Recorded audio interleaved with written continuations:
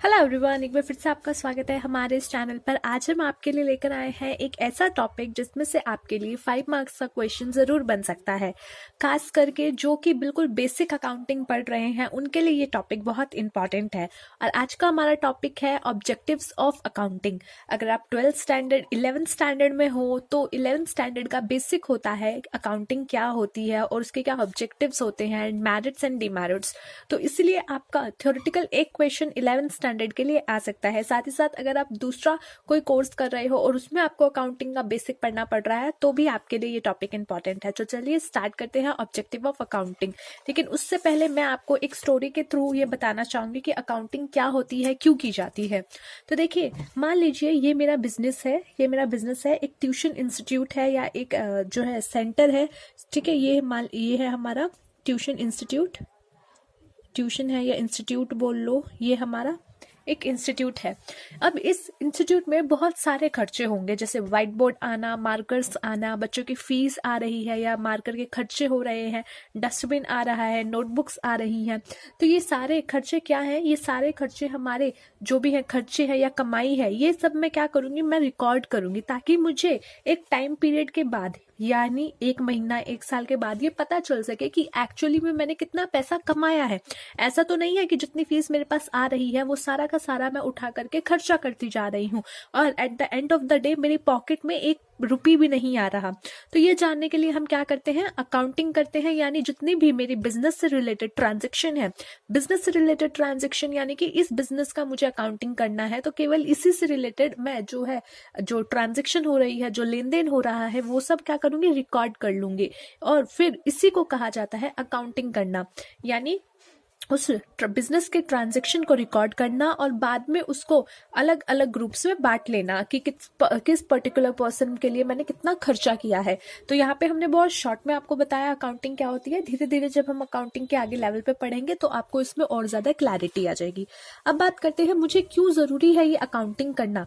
ये तो समझ आ गया कि क्या होती है अकाउंटिंग, पर ऑब्जेक्टिव क्या है, इसका उद्देश्य क्या है, मुझे अकाउंटिंग क्यों करनी है। खाली पीली मतलब कोरोना का टाइम चल रहा है तो काम धंधा हमारे पास बहुत कम हो गया है तो क्या फिर बैठे बैठे कुछ भी कर लो, नहीं। अकाउंटिंग करने के पीछे बहुत सारे पर्पस होते हैं, इसके बहुत सारे ऑब्जेक्टिव्स होते हैं। तो वही ऑब्जेक्टिव आज हम बात करने वाले हैं।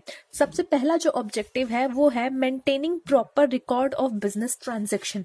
देखो, आपकी कोई एक छोटी सी शॉप है या कोई बड़ा सारा बिजनेस है, कोई भी किसी भी लेवल का आपका बिजनेस है, तो क्या आपको याद होगा कि 4 महीने पहले किस पार्टी को आपने कितने रुपए का माल बेचा है और उसने आपको कितना पैसा दे दिया। क्या ये आपको दिमाग में याद रहेगा। माना हमारा ह्यूमन ब्रेन जो है बहुत ही इंपॉर्टेंट है, बहुत ज्यादा जो है वो काफी सारी टेक्नोलॉजी से भी ऊपर है, पर हमारा जो ह्यूमन ब्रेन है इतनी सारी चीजें स्टोर करके नहीं रख सकता, एक एक ट्रांजेक्शन अपने दिमाग में स्टोर करके नहीं रख सकता। और मुझे ये जानना जरूरी होता है बिजनेस में कि कौन सी ट्रांजेक्शन कब हुई है और इस पर्टिकुलर पर्सन को मैंने कब क्या बेचा या कब इससे पैसा लिया।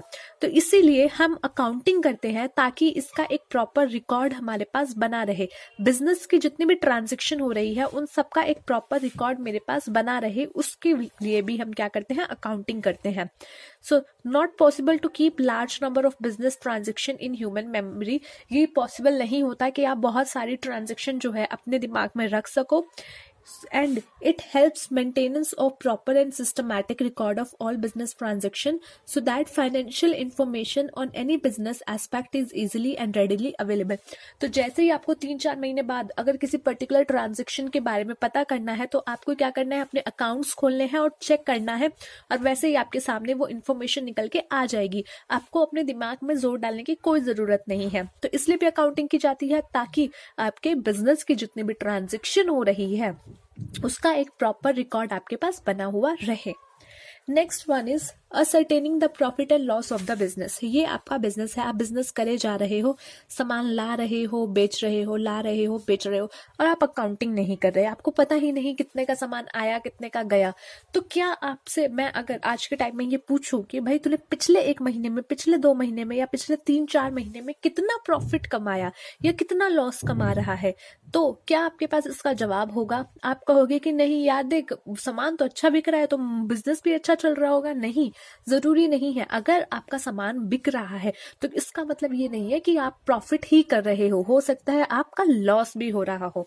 तो इसीलिए कि आपका प्रॉफिट हो रहा है या फिर लॉस हो रहा है, ये जानने के लिए आपको क्या करना पड़ता है, आपको अपने अकाउंट्स बनाने पड़ते हैं, ताकि एक टाइम पीरियड के बाद जब आपको देखना हो कि मुझे प्रॉफिट हुआ है या लॉस हुआ है, तो आप देख सकते हो कि आपने कितना कॉस्ट लगाया था, फिर आपने सामान कितना बेचा और उस पर कितना प्रॉफिट अर्न किया या फिर कितना लॉस हुआ। तो ये सब चीजें असरटेन करने के लिए, प्रॉफिट जानने के लिए, लॉस जानने के लिए, क्योंकि एक बिजनेस कभी भी ऐसे नहीं किया जाता कि भैया बैठे बैठे क्या करें, करना है कुछ काम, चलो चलो बिजनेस स्टार्ट करते हैं। नहीं, आप चाहते हो कि आप ग्रो करो, आप प्रॉफिट अर्न करो, आपके पास पैसा ही पैसा हो, खूब पैसा हो, छापो पैसे की मशीनें आपको गिनने के लिए रखनी पड़े, तो आप ये चाहते हो कि आपका प्रॉफिट बढ़ता रहे।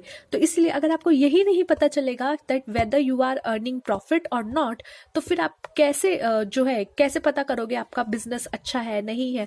तो इसलिए अकाउंटिंग के जरिए आप ये जान सकते हो कि आपका प्रॉफिट हो रहा है या लॉस हो रहा है। तो सेकंड ये था कि आप असरटेन कर सको whether you are earning profit और not. The third one is ascertaining the source of the item of revenue and expenses. आपने बोल दिया कि भैया मेरे को ना जो पिछले महीने है ना 50,000 का, 50,000 का, ठीक है, के हम डिनोट करते हैं 1000 के लिए। तो चलो आजकल तो सोशल मीडिया का जमाना है तो सबको पता होगा कि 1000 के लिए डिनोट करते हैं। तो चलिए, जो ये 50,000 रुपीज है, आपको पता चला कि पिछले एक क्वार्टर में, ठीक है, एक क्वार्टर में यानी पिछले 3 महीने में आपने 50,000 का प्रॉफिट अर्न किया। तो अब मैंने आपसे पूछा कि भाई देख, तूने 50,000 का तो प्रॉफिट अर्न कर लिया, अब तू अपनी शॉप में क्या करता है, तू अपनी शॉप में ना किराने की भी शॉप है, किराने का भी सामान बेच रहा है और स्टेशनरी का भी सामान बेच रहा है और तूने 2-4 कपड़ों के भी सामान रख लिए। तो तू मुझे ये बता कि इन 50,000 में से तूने किस आइटम पे कितना पैसा कमाया। यानी तू किराने का सामान बेच के प्रॉफिट ज्यादा कमा रहा है, तू स्टेशनरी का बेच के ज्यादा कमा रहा है, या कपड़ों का बेच के ज्यादा कमा रहा है, या फिर कोई भी एक पर्टिकुलर प्रोडक्ट, पर्टिकुलर चीज है और उसी में आप बहुत सारे सामान बेच रहे हो, या एक ही लाइन का बहुत सारा सामान बेच रहे हो। तो किस आइटम पे तेरा कितना रिवेन्यू जनरेट हो रहा है या कितना एक्सपेंस तू उस पर जनरेट कर रहा है, क्या तुझे ये पता है। हो सकता है आप किराने पे आपको जो है प्रॉफिट 50,000 में से 45,000 किराने का हो और बाकी का जो है 5,000 आपका स्टेशनरी का हो और कपड़े में से कोई प्रॉफिट ही ना हो, लॉस हो रहा हो, ऐसा भी हो सकता है। तो ये जानने के लिए कि किस आइटम से कितना प्रॉफिट हो रहा है या कितना लॉस हो रहा है या फिर कितना रिवेन्यू जनरेट हो रहा है। रिवेन्यू यानी कि जो पैसा आपको सामान बेच करके मिल रहा है। मैं मार्कर बेचती हूँ, मैंने इसको बेचा, मेरे पास 10 रुपीज आए, तो यानी वो 10 रुपीज रिवेन्यू जनरेट हुआ, प्रॉफिट नहीं, रिवेन्यू जनरेट हुआ। अब देखो, जब मुझे ये पता चलेगा कि कितना रिवेन्यू किस पर्टिकुलर आइटम से जनरेट हुआ है या फिर उसमें कितना एक्सपेंस हुआ है, तभी हम आगे अपने बिजनेस को और ज्यादा अच्छे तरीके से चला पाएंगे या और उसको आगे बढ़ा पाएंगे। तो ये जानना भी जरूरी होता है कि किस आइटम से कितना रिवेन्यू आ रहा है या फिर कितना उस पर मैंने अपना एक्सपेंस कर दिया है। तो ये जानने के लिए भी हम करते हैं अकाउंटिंग, जो कि है हमारी अकाउंटिंग। बहुत ही अच्छा सब्जेक्ट है। आई डोंट नो कि बच्चों क्यों डरते हैं ऐसा सब्जेक्ट से। सो ना the next one is ascertaining the financial position of the business. अभी मैंने आपको बताया कि जब आपको पता ही नहीं होगा कि प्रॉफिट हो रहा है, लॉस हो रहा है, तो आप कैसे जानोगे कि फ्यूचर में आपके लिए ये बिजनेस करना सही है या फिर गलत है। देखो, मान लो अभी आपका जो है इस पर्टिकुलर टाइम पे आपका लॉस होता जा रहा है, आप सामान खरीदे जा रहे हो, कम पैसों में बेचे जा रहे हो, तो क्या होगा, आपकी लायबिलिटी बढ़ती जाएगी। यानी कि ये मार्कर है, मैंने जो है मार्कर खरीद रही हूँ, तो जिस भी पर्सन से मैं मार्कर खरीद रही हूँ, मुझे कल को तो उसको पेमेंट करनी पड़ेगी ना, है ना। मैं अभी तो सारा कैश पेमेंट उसको कर नहीं रही होंगी, तो कल को मुझे उसको भी पेमेंट करनी होगी। और सामने से मेरे पास अब क्या है, प्रॉफिट आ नहीं रहा, कुछ अर्निंग हो नहीं रही। तो इसका मतलब क्या हो गया कि मेरा जो बिजनेस की पोजीशन है ना मार्केट में, वो खराब हो चुकी है। अब इस पोजीशन में मेरा देनदारी ज्यादा है, मुझे लोगों को पैसे ज्यादा देने हैं पर लेनदारी कम है। यानी कि पैसे लेने मुझे जितने हैं वो कम है। मान लो मेरे 5 लोगों से लेने हैं 1,000 रुपए, तो मुझे 5,000 रुपए लेने हैं, लेकिन मैंने आगे जो है 5 लोगों को 10,000 रुपए देने हैं, यानी मुझे आगे 50,000 रुपए देने हैं। एक हाथ में 5,000 रुपए है जो मुझे लेने हैं और एक हाथ में है 50,000 जो मुझे देने हैं। तो यानी कि मेरे बिजनेस की जो पोजीशन है वो बहुत खराब है और फ्यूचर में ये और ज्यादा खराब हो सकती है। तो ये चीजें जानने के लिए कि आपका बिजनेस कहाँ स्टैंड करता है या फिर फ्यूचर में उसकी जो पोजीशन है फाइनेंशियली, जो मॉनेटरी पोजीशन है वो कहाँ रहने वाली है, वो सब जानने के लिए आपको करनी पड़ती है अकाउंटिंग। और ये सब किसके थ्रू होता है? ये सब होता है asset, liability and honours capital, जो कि आप बैलेंस शीट प्रिपेयर करते हो। जिन लोगों ने बिल्कुल अभी अभी अकाउंटिंग पढ़ना शुरू किया है उनको ये वर्ड्स अभी समझ में नहीं आएंगे, तो हम एक बार उनको बता देते हैं। एसेट क्या होती है? एक बिजनेस की जो संपत्ति होती है। मेरा इंस्टीट्यूट है, मेरे इंस्टीट्यूट में जो ये व्हाइट बोर्ड है, मेरा जो डेस्क हो गए, बेंच हो गए, मार्कर हो गया, डस्टर हो गया, ये सब मेरे लिए एसेट है, क्योंकि मैं इनसे आगे जाके पैसा कमाने वाली हूँ, और साथ ही साथ ये मेरी संपत्ति है। लायबिलिटी यानी जिनको मैंने पैसा देना है, यानी बिजनेस है जिनको पैसा देना है, उधार पे सामान खरीद लिया किसी भी एक XYZ कंपनी से, अब वो XYZ कंपनी मेरे लिए लायबिलिटी हो गई, क्योंकि मुझे उसको पेमेंट करनी है।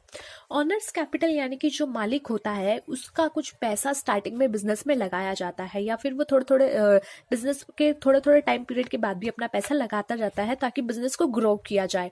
तो जो बिजनेस में मालिक ने पैसा लगाया है उसको कहा जाता है ऑनर्स कैपिटल। और ये सब तीनों चीजें डिनोट की जाती है एक बैलेंस शीट में।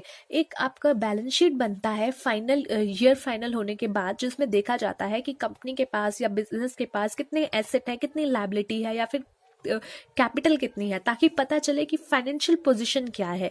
इसी से आपको फाइनेंशियल पोजीशन पता चल जाती है। लायबिलिटी अगर ज्यादा दिखे और एसेट कम दिखे तो पता चलता है कि अगर तुम एसेट बेच भी दोगे ना अपने, तब भी अपनी देनदारी नहीं चुका पाओगे। तो इसीलिए अपने बिजनेस की फ्यूचर पोजीशन जानने के लिए भी अकाउंटिंग की जाती है। Now ascertaining cash flow. अब देखो, कैश फ्लो आपका पैसा आता है और बिजनेस में जाता है, ठीक है, मैंने बहुत बड़ी बात बोल दिया, ध्यान रखना है, पैसा आता भी है और जाता भी है। तो cash flow system is prepared to find out various reason and sources of cash flow from different activity.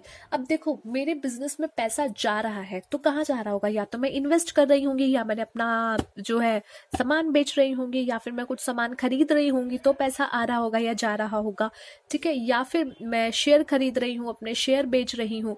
तो ये सब कुछ वेरियस रीजन होते हैं जिनकी वजह से आपका कैश जो है इनफ्लो होता है। इनफ्लो यानी कि कैश आ रहा है, और कैश आउटफ्लो यानी कि कैश आपके बिजनेस से जा रहा है।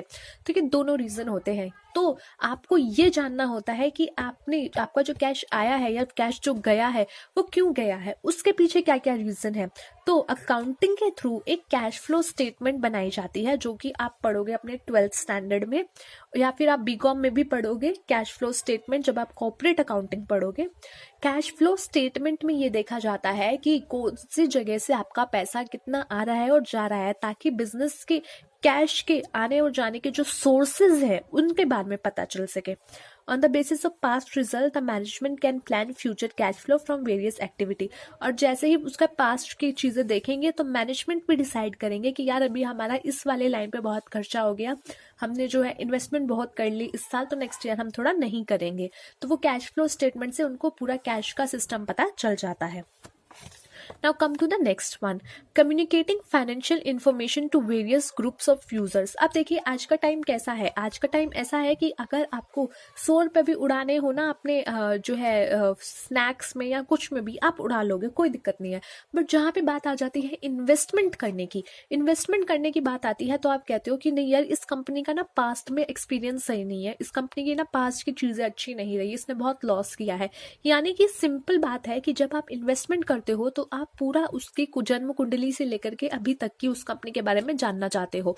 तो अगर वो चीजें आप जानना चाहते हो, इन्वेस्टमेंट करना चाहते हो, या फिर और कोई रीजन है, आप उस कंपनी को लोन देना चाहते हो, जैसे आपने देखा होगा बैंक में अगर आप जाते हो तो वो आपसे मांगते हैं आपकी फाइनेंशियल वो पूरी बताइए, हमें फाइल दिखाइए कि आपने पिछला कितना टैक्स भरा है या आपकी इनकम कितनी रही है, ताकि उन्हें वो क्यों मांगते हैं, ताकि उन्हें पता चले कि क्या आप सच में वो पैसे आगे फ्यूचर में दे पाओगे या नहीं दे पाओगे, कहीं उनका पैसा डूब तो नहीं जाएगा।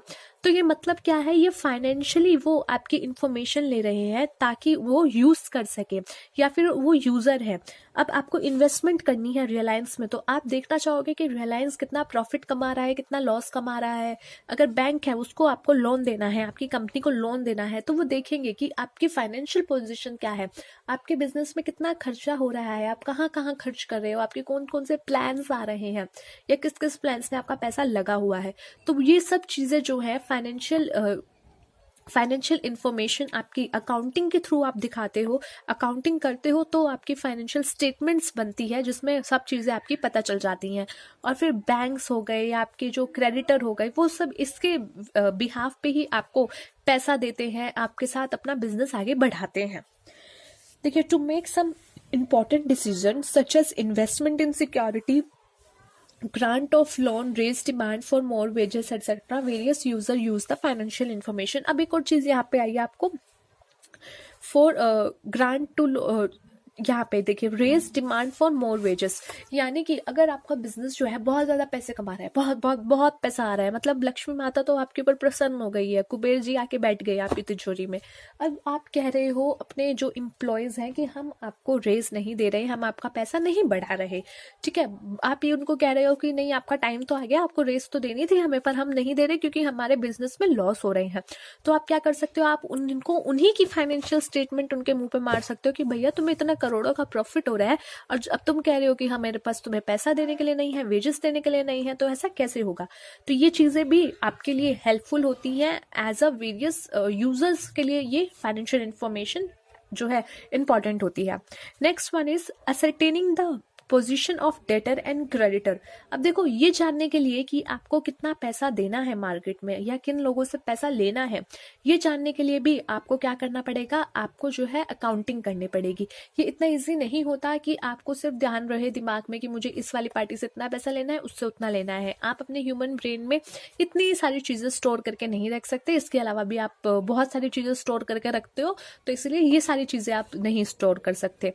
तो ये सब जानने के लिए कि डेटर और क्रेडिटर की पोजीशन क्या है, देखिए डेटर होते हैं जिनसे हमने पैसा लेना है, ठीक है। मान लो एक ABCD लिमिटेड कंपनी है, मैंने उसको जो है सामान दिया था उधार में, वो लेके चला गया, तो अब उसने मेरे को पैसा देना है, तो वो व्यक्ति मेरे लिए या वो कंपनी मेरे लिए क्या हो गई, डेटर हो गई, और मैं उसके लिए क्या हो गई, क्रेडिटर हो गई। यानी कि मैंने अगर आपसे कुछ सामान उधार में लिया है तो मैंने आपको पैसा देना है, तो मेरे लिए आप हो गए क्रेडिटर। तो ये डेटर और क्रेडिटर दो वर्ड है जो कि अकाउंटिंग में मतलब आपको बहुत जगह मिल जाएंगे।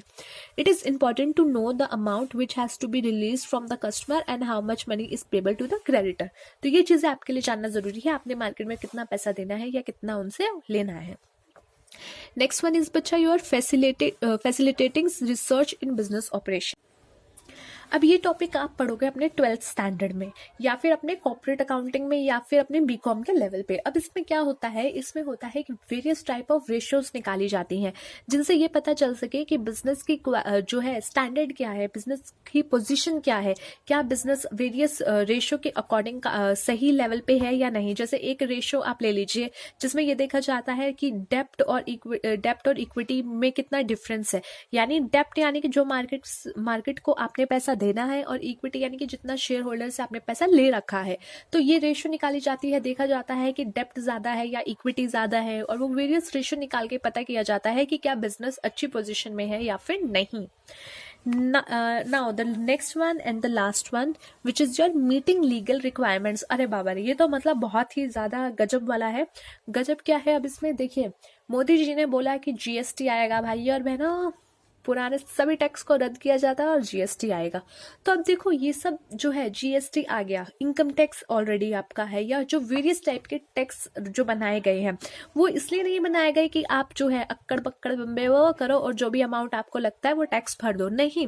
वो बनाए गए हैं कि जो आपको एक्चुअल में आपने जितनी सेल की है उसके ऊपर आप अपना GST पे करो, जितना आपने इनकम कमाया है, पर्सनल अपनी इनकम कमाई है, उस पर आप इनकम टैक्स पे करो। अब ये सब आपको कैसे पता चलेगा, अब आपको कैसे पता चलेगा कि मैंने जो है 50,000 की सेल की है पिछले महीने, या मुझे कैसे पता चलेगा कि मैंने जो है 50,000 की सेल की है पिछले महीने। ऑब्वियसली मुझे करनी पड़ेगी अकाउंटिंग। जब तक मैं उसका पूरा रिकॉर्ड नहीं रखूंगी और नहीं बताऊंगी कि हाँ मेरी 50,000 की सेल हुई है तो इसके ऊपर जो टैक्स बनता है मैंने वो पे कर दिया, या मैं ये वाला इतना अमाउंट पे करना है। तो ये सब जो है लीगल रिक्वायरमेंट्स है कि आपको जो है GST पे करना है, आपको इनकम टैक्स पे करना है अगर आप इनके दायरे में आते हो तो, और कंपनीज एक्ट की रिक्वायरमेंट पूरी करनी है। तो ये सब हो गई आपकी लीगल रिक्वायरमेंट। अब इसको करने के लिए आपको क्या करना पड़ेगा, अकाउंटिंग करनी पड़ेगी। GST पे करने के लिए आपको क्या करना पड़ेगा, अकाउंटिंग करनी पड़ेगी, ताकि आपको पता चले आपने कितना पैसा देना है। या फिर अगर आपने पेमेंट कर दी और कल को आपको गवर्नमेंट कहती है कि भैया तुम्हें तो 60,000 की सेल की थी। आप कहोगे नहीं नहीं मैंने तो 50,000 की थी। अच्छा चल दिखा 50,000 की कहाँ पे की है, तो तुम तो कहोगे ना भैया ये रे मेरे अकाउंट्स देख लो, चेक कर लो, एक भी मिसमैच मिलेगा तो मेरे को दिखाओ तुम कहाँ पे मैंने गलती की है। तो वो अकाउंटिंग आप करते हो ताकि आप लीगल रिक्वायरमेंट मीट कर सको। तो ये सारी चीजें करने के लिए आपको जीएसटी देने के लिए आपको सारे रिक्वायरमेंट्स लीगली पूरे करने के लिए करनी पड़ती है अकाउंटिंग।